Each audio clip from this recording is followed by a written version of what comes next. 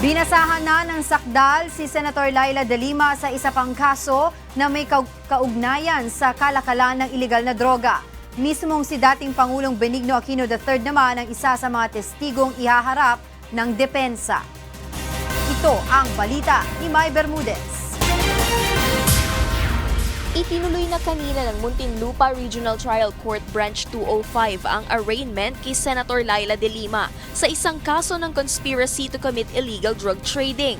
Kaugnay ito ng umano'y pakikipagsabuatan ni De Lima at ng kanyang driver bodyguard na si Ronnie Dayan sa mga inmate ng New Bilibid Prison upang magbenta ng illegal na droga nung siya pa ang kalihim ng Department of Justice. Hindi nagpasok ng plea ang senadora kaya't ang korte na ang nagpasok ng not guilty plea para sa kanya. Sa February 22, sisimulan na ang paglilitis sa kaso. Isa si dating Pangulong Benigno Aquino III sa mga testigong ihaharap ng depensa. Ayon sa abogado ni De Lima, mahalaga ang magiging testimonya ng dating Pangulo bilang isang character witness. Kasi being the president, he has all the information relative to the topic sa ng court ng kaso natin eh.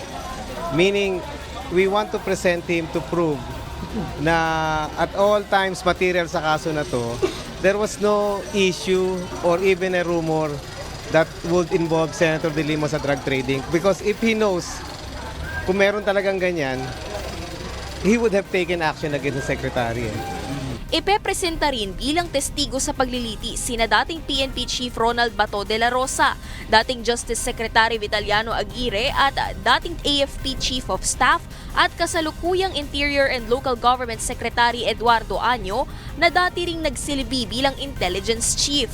Si General Bato has been quoted several times in the newspaper na tinatakot yung mga witnesses. Marami siyang sinabi regarding sa itong mga inmates na to eh.